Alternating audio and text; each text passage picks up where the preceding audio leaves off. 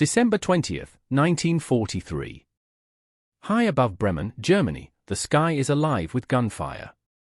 Tracer rounds cut bright red lines through the clouds, ripping past the cockpit of a lone P-51 Mustang. A split second earlier, those bullets would have gone straight through the pilot's chest. Second Lieutenant Charles "Chuck" Yeager is 19 years old. This is only his 8th combat mission. And he is absolutely terrified. His hands are shaking so badly that gripping the control stick feels like trying to hold onto ice. His mouth is dry. His heart is pounding so hard he can feel it in his throat. Behind him, close enough that he can almost feel it, a German Messerschmitt Bf 109 is lining up for the kill. The pilot chasing him is not afraid at all. His name is Ludwig Franzig, a Luftwaffe veteran with 11 confirmed kills. He's been fighting Allied pilots for nearly 2 years. He's survived Spain, France, and Russia. He knows every trick in the air combat handbook. He knows exactly how this ends. Chuck Yeager is out of options. His fuel gauge is dropping fast. His ammo counter shows barely 60 rounds left. His wingmen are miles away. By every rule of air combat, by every lesson drilled into him during training, he should be dead within the next 30 seconds. And everyone involved knows it. The U.S. Army Air Forces have spent millions of dollars teaching fighter pilots exactly what to do in moments like this. Stay in formation. Maintain altitude. Never break discipline. Never fly alone. Survival depends on teamwork and strict adherence to the manual. Yeager knows the rules. He also knows they aren't going to save him. What the German pilot doesn't know, what no one in the skies over Europe knows yet, is that Chuck Yeager is about to do something that breaks every rule in that manual. Something so reckless that senior officers will later insist it's impossible. Something that will accidentally change air combat forever. But to understand why this moment matters, we need to understand how bad things had become for American pilots in 1943. The crisis no one wanted to admit. By late 1943, the Allied bombing campaign over Europe is on the brink of collapse. The strategy seems solid on paper. Massive formations of B-17 and B-24 bombers fly deep into Germany, destroying factories, rail yards, and all refineries. The idea is simple: break Germany's ability to wage war from the air. The reality is brutal. In August 1943, the US launches the Schweinfurt-Regensburg raids. In a single day, 60 bombers are shot down. 600 airmen are killed or captured. Entire crews vanish from the sky. 2 months later, another mission to Schweinfurt costs 62 more bombers. Loss rates on deep missions climb past 20%. At that rate, bomber crews statistically have almost no chance of surviving their required 25 missions. Men are doing the math before they even take off. Many are convinced they are already dead, they just don't know which flight it will happen on. The problem isn't courage. Bomber crews are flying anyway. The problem is protection. American escort fighters, the P-47 Thunderbolt and the P-38 Lightning, simply don't have the range. They can protect bombers to the edge of Germany, but not much farther. Once they turn back, German fighters swarm the bomber formations like sharks. The Luftwaffe waits for that moment. Then they attack. A fighter that arrived too late, or so it seemed. The solution seems obvious: long-range escorts. North American Aviation delivers the P-51 Mustang, a sleek fighter with the range to fly to Berlin and back. On paper, it's exactly what the Americans need. But there's a problem no one wants to talk about. American fighter doctrine is outdated. US pilots are trained to fly in tight formations, execute carefully coordinated attacks, and follow strict rules designed by senior officers who learned to fly in the 1920s. Individual initiative is discouraged. Creativity is viewed as recklessness. The rulebook is treated like gospel. German pilots fight very differently. Luftwaffe doctrine, refined in real combat across Europe, encourages aggressive individual action. German aces use flexible formations, energy management, and sudden attacks from unexpected angles. They don't wait for permission. They hunt. And it shows. By late 1943, experienced German pilots are shooting down American fighters at ratios of 3 or 4 to 1. Some aces are doing even better. American commanders see the numbers. They read the after-action reports. They know something is wrong. But they draw the wrong conclusion. The tactics must be sound, they decide. The pilots must be the problem. Train them more. Enforce discipline harder. Stick to the manual. And then a 19-year-old kid from West Virginia shows up and breaks everything. The kid who wasn't supposed to be there. Chuck Yeager doesn't come from money. He grows up during the Great Depression in the Appalachian Hills of West Virginia. His family struggles. His father works wherever he can, coal mines, gas fields, anything that pays. Chuck hunts squirrels and rabbits to help feed his family.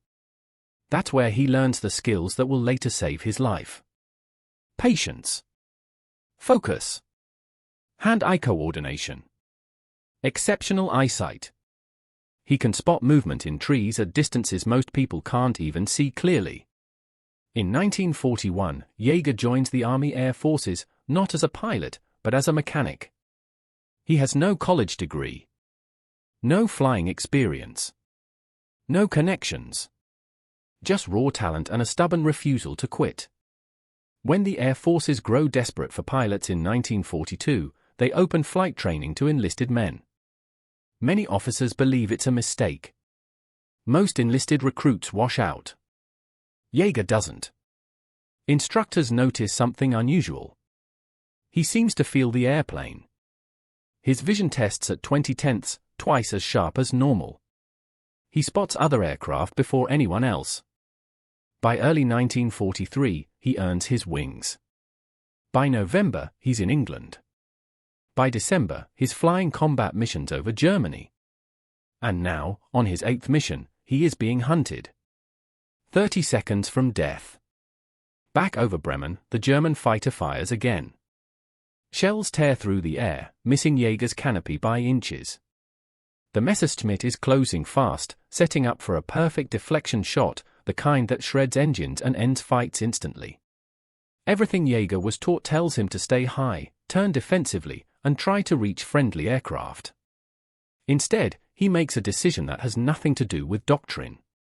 He rolls the Mustang upside down and dives straight toward the ground. The Earth rushes up at terrifying speed. The airspeed needle spins past 400 miles per hour. Then 450. The wings begin to shudder. The controls feel heavy, almost frozen. This should not work. German fighters are known for their ability to dive aggressively. Their fuel-injected engines handle negative G-forces better than American carbureted engines. Every manual says diving away from a Bf-109 is suicide. Yeager isn't thinking about manuals. He's thinking like a hunter. Using speed. Using gravity. Using instinct. And something strange starts to happen. The Mustang accelerates. Faster than it should. Faster than the German fighter behind him. The bullets stop catching up. For the first time since the chase began, the German pilot is falling back. Yeager doesn't fully understand why. He just knows he's still alive. And in a few seconds, the fight is going to turn completely upside down. Chuck Yeager doesn't pull out of the dive until the ground is rushing toward him like a wall. At 1,500 feet, his vision starts to tunnel. The pressure slams him into the seat. The Mustang's wings flex upward under forces they were never meant to endure. For a split second, Yeager is sure the aircraft is about to tear itself apart. Then he yanks back on the stick. Hard. The P-51 levels out barely 800 feet above the German countryside, screaming forward at nearly 500 miles per hour. The engine howls. The airframe vibrates. Every instinct in his body is screaming that this is too fast, too low, too dangerous. But he's alive. Yeager glances over his shoulder. And what he sees makes no sense. The Messerschmitt that was about to kill him moments earlier is now behind him, slower, lower, struggling. The German pilot had tried to follow the dive, but the maneuver drained his energy. His aircraft bled speed. His advantage vanished. For the first time in the fight, Yeager isn't the prey. He's the hunter. Without thinking, he pulls the Mustang into a shallow climb, just enough to bleed speed into altitude. Then he rolls and drops back down behind the German fighter, lining up the guns. At 400 yards, Yeager squeezes the trigger. The Mustang's 6.50 caliber machine guns roar. Tracers stitch across the sky and slam into the Messerschmitt's fuselage and wing root. Smoke pours from the engine. The German fighter rolls, spirals downward, and disappears into the clouds below. It's over. Chuck Yeager has just survived a fight he had no business winning. He doesn't know it yet, but he's also just done something no American pilot has ever officially recorded before. That's not possible. When Yeager lands back at his base in England, adrenaline still buzzing through his body, he reports the engagement exactly as it happened. The reaction is immediate and dismissive. His squadron commander frowns. The intelligence officer raises an eyebrow. Several experienced pilots shake their heads. That's not possible, one of them says flatly. They tell Yeager he must have misidentified the aircraft. Or misunderstood the sequence. Or exaggerated the dive angle. Combat stress does strange things to memory, they explain. The Messerschmitt Bf-109 outdives American fighters. That's established fact. German fuel-injected engines don't starve under negative G. American carbureted engines do. This has been taught for years. It's in the manuals. It's been repeated in classrooms, briefings, and training films. You can't outdive a 109, one officer says.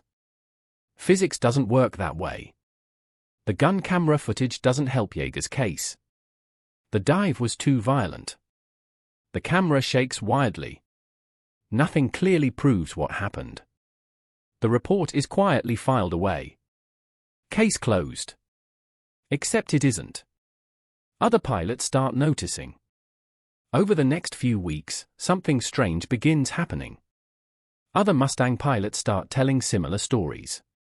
A lieutenant reports escaping two Focke-Wulf 190s by diving straight down and pulling away instead of being chased down. Another pilot describes reversing on a German fighter after a steep dive that should have ended badly. At first, these stories are brushed off as coincidence. Then the pattern becomes impossible to ignore. One man in particular is paying close attention. Captain Don Blakesley. Blakesley isn't some inexperienced kid. He's one of the most respected American fighter pilots in Europe. Aggressive, confident, and already an ace, he commands the 4th Fighter Group and has little patience for excuses or bad data. He listens to his pilots. And he believes them. Testing the impossible. On January 11, 1944, Blakesley decides to find out for himself. He takes a P-51 Mustang up over the English Channel and climbs to 25,000 feet. There are no Germans around. No enemy fire. No pressure to survive. Just data. Blakesley pushes the nose down and begins a series of controlled dives. He watches the airspeed carefully. 400 miles per hour. For 50. For 75. Something unexpected happens. The Mustang doesn't just dive, it accelerates. More than expected. More than German aircraft are supposed to. Blakesley repeats the test. Again and again. Different altitudes. Different angles. Every time, the result is the same. At extreme speeds, above roughly 450 miles per hour, the Mustang gains speed faster than the Bf-109 or the FW-190. This shouldn't be happening. But it is. Blakesley writes a detailed report and sends it up the chain of command. And that's when the real fight begins. The room where doctrine went to war. On January 18, 1944, senior officers gather for a briefing. Blakesley presents his findings calmly, methodically. He explains the dive tests, the speed data, the pilot reports, the implications. The room explodes. "This is reckless flying," one colonel snaps. "You're encouraging cowboy tactics. Your data is flawed," another officer insists. "German aircraft have fuel injection. That gives them the advantage." End of discussion. A third officer points out that American doctrine exists for a reason. Formation discipline saves lives. Individual initiative gets pilots killed. What Blakesley is suggesting, whether he intends to or not, is that decades of training and teaching might be wrong. That's not something careers are built to accept. The meeting is close to ending with Blakesley's report buried in paperwork and forgotten. Then a voice cuts through the noise. Major General William Kepner. The man willing to question the rules. Kepner isn't impressed by titles or tradition. He learned to fly in 1916. He flew combat missions in World War I. He's watched entire generations of young pilots die while following rules that didn't adapt fast enough to reality. He doesn't care where an idea comes from.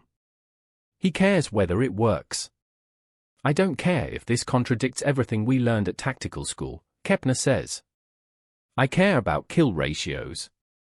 The room goes quiet. Kepner points out something uncomfortable. Blakesley's unit has one of the best combat records in the theater.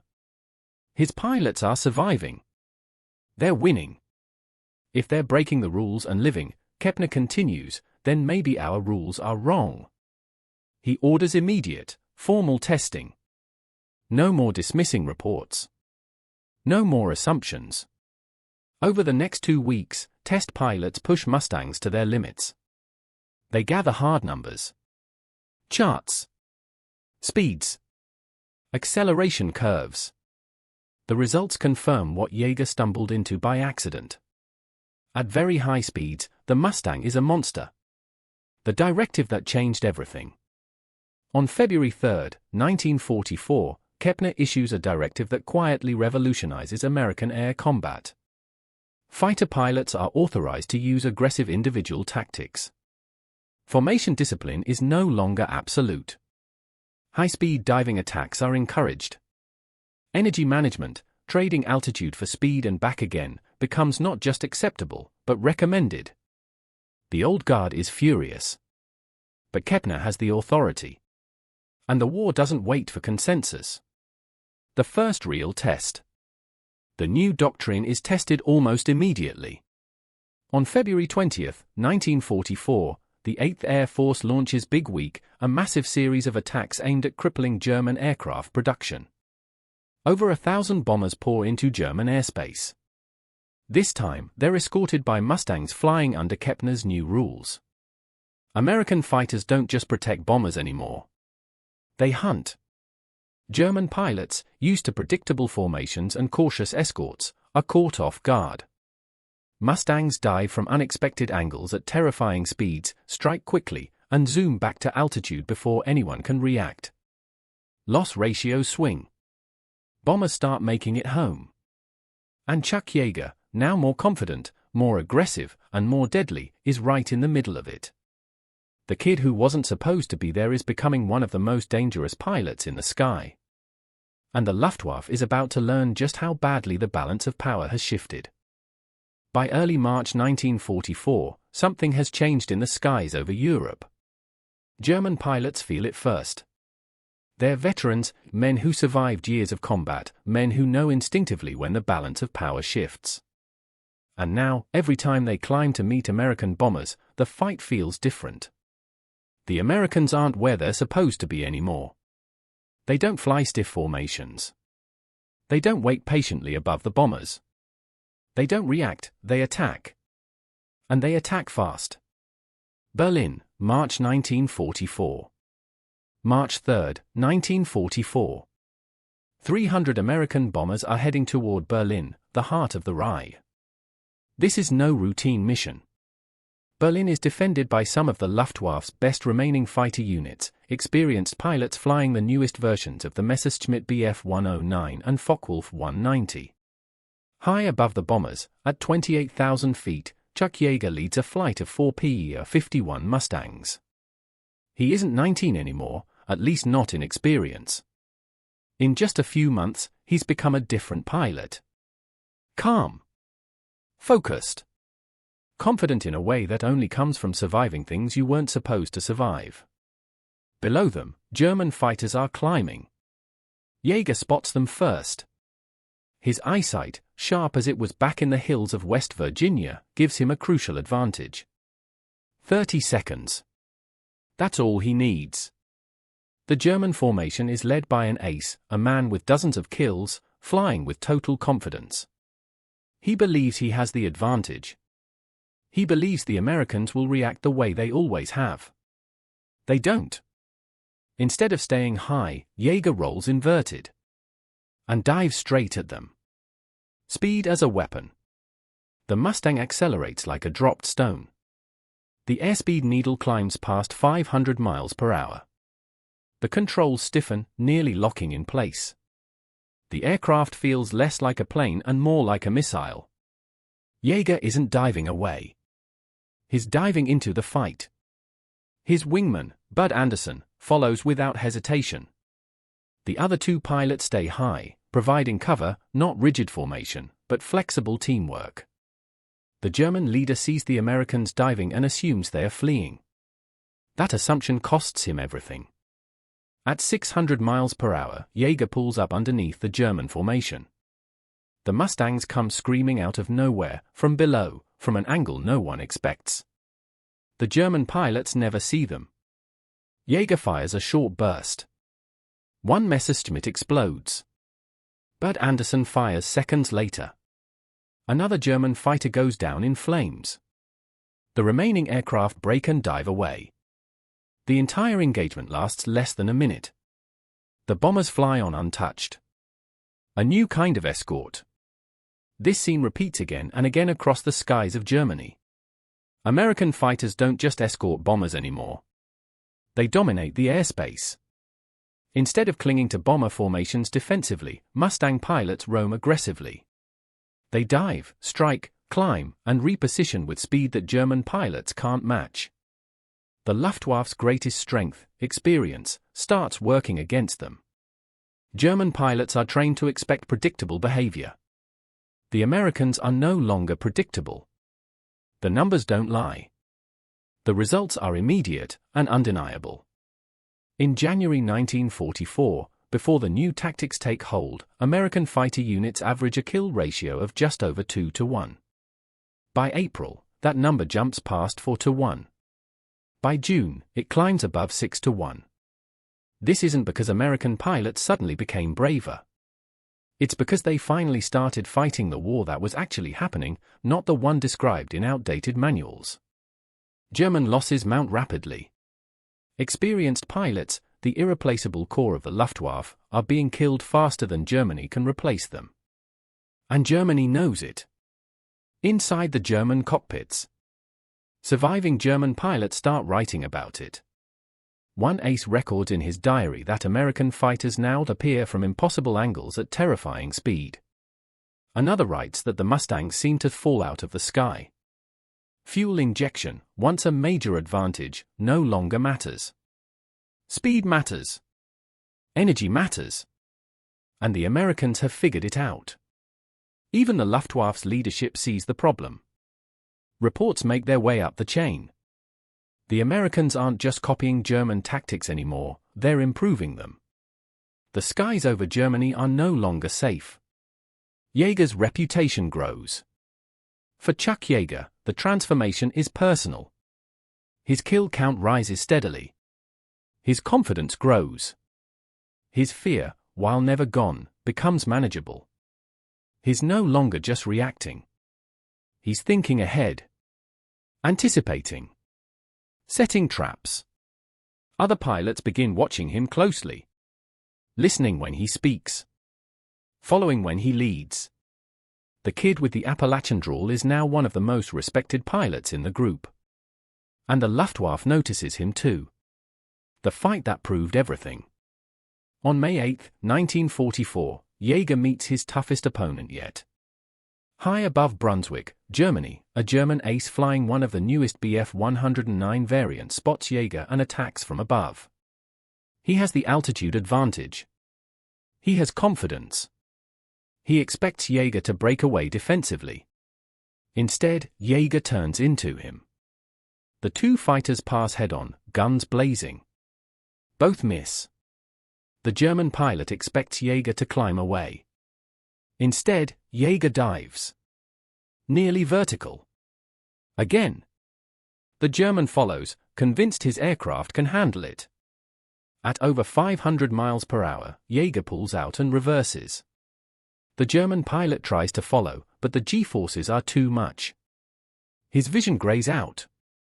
His pull-up is shallow. When he recovers, Yeager is behind him. One burst. The German fighter smokes badly and barely limps home. Later, that German ace will write that what Yeager did should not have been possible. But it was. The air war is decided. By June 1944, the Luftwaffe is breaking. Training programs are shortened. New pilots are rushed into combat with minimal preparation. Many die on their first missions. American bomber losses plummet. What once felt like suicide missions now feel survivable. Crews who expected to die on their 8th mission fly 25 and go home. For thousands of men, the difference is life itself. And it all traces back to a moment of desperation, a dive that wasn't supposed to work. The real cost of change. The story isn't about genius or planning. It's about survival. Chuck Yeager didn't set out to change doctrine. He didn't write manuals or give lectures. He just refused to die quietly. And when the system finally listened, when leaders like Don Blakesley and William Kepner chose evidence over ego, everything changed. The sky over Europe belonged to the Allies. And the war moved one step closer to ending. By late May 1944, the war in the air has reached a tipping point. The change isn't loud or dramatic. There's no single announcement, no headline that declares victory. Instead, it shows up quietly, in the way bomber crews breathe easier, in the way German fighters hesitate before engaging, in the way American pilots stop reacting and start deciding what the fight will be. The sky over Europe now belongs to the Allies. And everyone involved knows it. Bomber crews feel the difference. For the men flying the bombers, the shift is unmistakable. Just months earlier, missions felt like countdowns to death. Crews memorized emergency procedures not because they expected to survive, but because they wanted a chance if the worst happened. Some pilots quietly marked the number of missions they'd completed on the inside of their jackets, convinced the math would eventually catch them. Now, something feels different. German fighters still show up, but not in the overwhelming swarms they once did. When they attack, they're intercepted quickly. Aggressively. Often before they even reach firing position. Mustangs dive out of the sun. They come from below. They strike and disappear. Bomber gunners notice it first. Then navigators. Then pilots. The Germans are being hunted. One B-17 pilot writes home, "The fighters don't just escort us anymore. They clear the sky." Preparing for the invasion. As June approaches, everything revolves around one date. D-Day. The Allied invasion of Europe depends on air superiority. Without control of the skies, landing forces will be slaughtered on the beaches. Supply lines will be cut. The invasion could fail before it even begins. This time, commanders are confident. Not because German aircraft are gone, but because they no longer dominate. American fighter pilots now fly with flexibility. They operate independently but support one another instinctively. They attack German airfields, intercept enemy fighters before they reach the coast, and patrol deep into enemy territory. The Luftwaffe tries to respond. They can't. Germany's desperate situation. By this point in the war, Germany is bleeding experience. Their best pilots are gone, killed, captured, or grounded due to lack of fuel and spare parts. Training programs are rushed. New pilots receive only a fraction of the flight hours once considered essential. Some are sent into combat with barely enough experience to take off and land safely. Against veteran Mustang pilots flying under the new doctrine, they don't stand a chance. German commanders know the truth but can't change it. They don't have time. They don't have fuel. They don't have pilots. Chuck Yeager keeps flying. For Chuck Yeager, the months leading up to D-Day are relentless. Mission after mission. Escort after escort. Interceptions, dives, reversals. The routine is dangerous but familiar now. He isn't fearless. He's disciplined. He knows the Mustang's limits. He knows his own. He understands energy, when to trade altitude for speed, when to disengage, when to press and attack. His instincts, sharpened by hunting in the hills and surviving early mistakes, serve him well. Other pilots notice something else too. Yeager doesn't chase glory. He doesn't break off recklessly. He fights to win and to live. Shot down over France. Then, in March 1944, it happens. Yeager is hit. During a mission over occupied France, anti-aircraft fire tears into his Mustang. The aircraft shudders violently. Smoke fills the cockpit. The engine dies. There's no saving it. Yeager bails out. His parachute opens just in time, and he drifts down into enemy territory. For most pilots, this would be the end of the war. Captured pilots are sent to prison camps. Some spend the rest of the conflict behind barbed wire. Yeager isn't ready to be done. The Underground War. On the ground in France, Yeager is helped by the resistance. Civilians risk their lives to hide him. They give him food, clothing, forged papers. They move him from village to village, always one step ahead of German patrols. Yeager learns a new kind of discipline, patience. He stays quiet, observant, trusting strangers whose courage far exceeds his own. After weeks of danger, he crosses into Spain and eventually returns to England. Exhausted, thinner, older, alive. The rule that almost ends his career. When Yeager reports back, he's told something shocking. Pilots who escape from enemy territory are usually grounded. The reason is simple: if captured again, they might reveal resistance networks under interrogation, even unintentionally. Commanders tell Yeager his combat flying days are over. He argues hard. He insists he can still fight. That he knows how to survive. That he won't betray anyone. Most officers refuse to budge. Then someone higher up intervenes. An exception is made. Yeager is allowed to return to combat. And when he does, he's more dangerous than ever. Back in the air. By the time Yeager returns to flying missions, D-Day is imminent. The skies over France are thick with Allied aircraft. Fighters patrol constantly. German resistance is sporadic and disorganized. Yeager racks up more victories. He becomes the first American pilot in the European theater to shoot down 5 enemy aircraft in a single day. An ace in a day. It's an achievement that cements his reputation. But again, Yeager doesn't celebrate. He just keeps flying. D-Day arrives. June 6, 1944. The invasion begins. Thousands of ships cross the English Channel. Paratroopers drop into Normandy. Bombers pound coastal defenses. Above it all, Mustangs roam freely. German aircraft that attempt to interfere are intercepted quickly, often destroyed before they reach the beaches. The Luftwaffe is present, but powerless. Air superiority, once a desperate hope, is now a reality. The invasion succeeds. And while the war is far from over, its outcome is no longer in doubt. What changed wasn't the plane. The P-51 Mustang was always a great aircraft. But it wasn't the plane that changed the war. It was how it was flown. The willingness to question old rules. The courage to trust evidence over ego.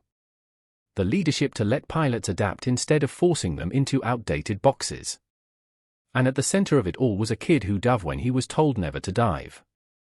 By the summer of 1944, Chuck Yeager is no longer just another fighter pilot. He is experienced, dangerous, respected, and tired. He has flown more missions than many pilots twice his age. He has been shot down, escaped enemy territory, and returned to combat when most men would have been sent home. The fear never disappears, but it becomes quieter, replaced by something else. Clarity. Yeager no longer thinks in terms of rules. He thinks in terms of energy, position, timing. He understands when a fight is worth taking, and when walking away is the smarter move. That understanding keeps him alive. The war winds down. As 1944 turns into 1945, the air war over Europe changes again. The Luftwaffe is no longer the elite force it once was. Fuel shortages keep planes grounded. Spare parts are scarce. Experienced pilots are gone. The Americans, meanwhile, have an endless supply of aircraft and increasingly experienced pilots. Air combat still happens, but it's no longer balanced. For Yeager and others like him, the danger is now less about enemy fighters and more about accidents, fatigue, and overconfidence. Flying at extreme speeds leaves little margin for error. One mistake can still kill you. Yeager's final combat missions. Yeager continues flying escort and patrol missions until the end of the war in Europe. By the time Germany surrenders, he has flown 64 combat missions. He finishes the war with 11.5 confirmed kills, a number that doesn't fully capture his impact. What matters more is how those kills happened. Not by rigid formation flying. Not by textbook maneuvers. But by understanding energy, speed, altitude, momentum, and using them instinctively. Without knowing it, Yeager has been training himself for something far beyond propeller-driven fighters. After the shooting stops. When the war ends, many pilots leave aviation behind. They've had enough. They want quiet lives. Families. Normalcy. Yeager isn't one of them. Flying isn't just a job to him. It's a problem to solve. He stays in the Army Air Forces and volunteers for something new, something dangerous even by wartime standards. Flight testing. The most dangerous flying there is. Test pilots are different. They don't fight enemies. They fight physics. Every flight pushes an aircraft beyond known limits. Engines fail. Controls lock up. Wings tear off without warning. Many test pilots don't live long careers. Yeager fits perfectly. He doesn't panic. He doesn't overthink. He feels what the aircraft is doing and reacts instantly, the same way he did in combat. He tests jets. Then faster jets. Then experimental aircraft no one is sure will even fly safely. The sound barrier. In the 1940s, one problem haunts aviation. The sound barrier. As aircraft approach the speed of sound, strange things happen. Controls become unresponsive. Aircraft shake violently. Some pilots lose control and die. Many engineers believe breaking the sound barrier may be impossible or fatal. The military wants answers. They choose Chuck Yeager. October 14, 1947. Yeager climbs into the cockpit of the Bell X-1, a rocket-powered aircraft shaped like a bullet. He is badly injured. 2 days earlier, he fell from a horse and cracked multiple ribs. He doesn't tell his superiors, afraid they'll replace him. He can barely close the cockpit hatch. He uses a broom handle to help lock it. At 43,000 feet, the X-1 is released from its bomber. Yeager ignites the rockets. The aircraft accelerates. Mach 0.9. Mach 0.95. The shaking intensifies. Then, suddenly, it stops. The ride becomes smooth. The needle passes Mach 1. Chuck Yeager has just become the first human being to fly faster than sound. Why Yeager succeeds? It isn't luck. It's experience. Everything Yeager learned in combat applies here: energy management, confidence at high speed, calm under pressure. He doesn't fight the aircraft. He works with it. Just like the Mustang over Germany. A quiet legend. Yeager doesn't brag. When reporters ask him how he broke the sound barrier, he shrugs. There wasn't a damn thing to it, he says. That humility defines him. He never claims to have invented air combat tactics. He never claims credit for saving bomber crews.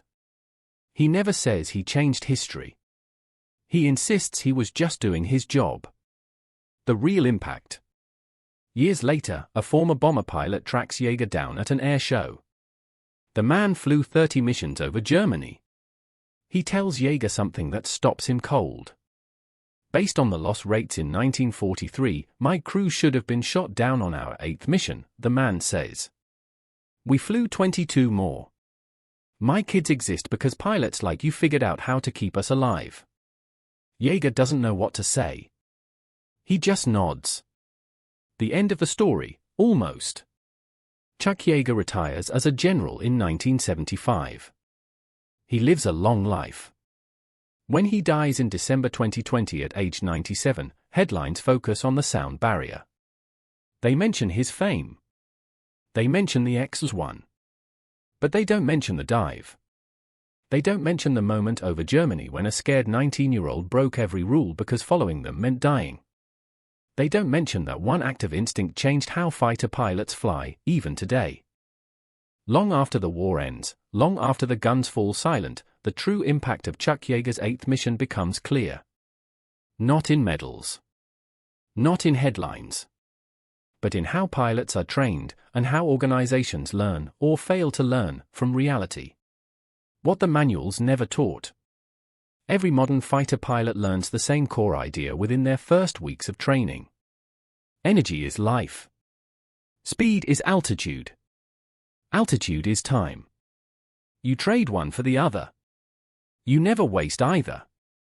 These principles are now considered obvious. Fundamental. Untouchable. But in 1943, they weren't. They were buried under tradition, hierarchy, and the belief that experience automatically meant correctness. The manuals were written by men who had flown in a different era, slower aircraft, different engines, different wars. Their rules were logical ones. They just weren't updated fast enough. And people were dying because of it. The system almost missed the truth. Chuck Yeager didn't submit a proposal. He didn't argue doctrine. He didn't challenge authority. He simply refused to die. That should have been enough. Instead, his report was dismissed. His experience questioned. His memory doubted. The system nearly discarded the most important insight of the air war because it came from the wrong person. Too young. Too uneducated. Too informal. Too far outside the expected mold. If not for commanders willing to listen, men like Don Blakesley and William Kepner, the discovery might have vanished into filing cabinets. And thousands more would have died. When evidence beats ego. The turning point wasn't technology. The Mustang was already there. The turning point was leadership. Leadership willing to say, what if we're wrong? Leadership willing to risk criticism to save lives. Once the rules changed, the results were immediate and overwhelming. Kill ratios doubled. Then tripled. Bomber losses collapsed. The Luftwaffe broke.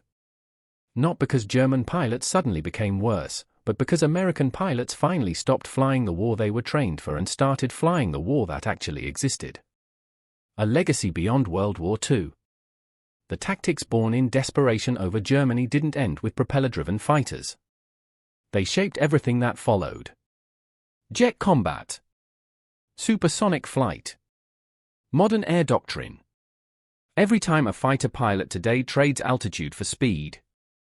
Every time they dive, strike, and climb away. Every time they manage energy instead of clinging to formation. They are using lessons discovered accidentally by a 19-year-old trying not to die. Yeager never framed it that way. But history did. The man who never claimed credit. Chuck Yeager spent the rest of his life refusing the title of an innovator. In interviews, when asked about combat tactics, he waved it off. "I didn't invent anything," he said. "I just reacted." That was Yeager. Direct. Honest. Unimpressed with himself. Even breaking the sound barrier didn't change him. He didn't celebrate. He didn't boast. He didn't act like a legend.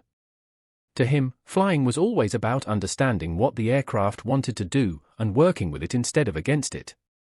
That mindset started in combat. Why this story still matters. This story isn't really about aviation. It's about how progress actually happens. Real breakthroughs rarely come from committees. They rarely come from people with the most credentials. They rarely arrive wrapped in perfect explanations. They come from pressure. From failure. From people forced to improvise when the rules stop working. And almost every system resists them at first. Because accepting new truth means admitting old truth was incomplete or wrong. The cost of ignoring reality. History is full of unlearned lessons. Innovations dismissed because they didn't fit doctrine. Warnings ignored because they came from outsiders. Evidence rejected because it threatened careers. The tragedy isn't just lost opportunities. It's lost lives.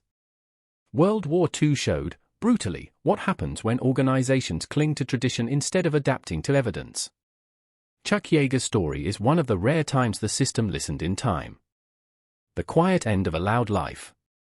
Chuck Yeager died on December 7, 2020, at the age of 97. Obituaries called him the greatest test pilot of his generation.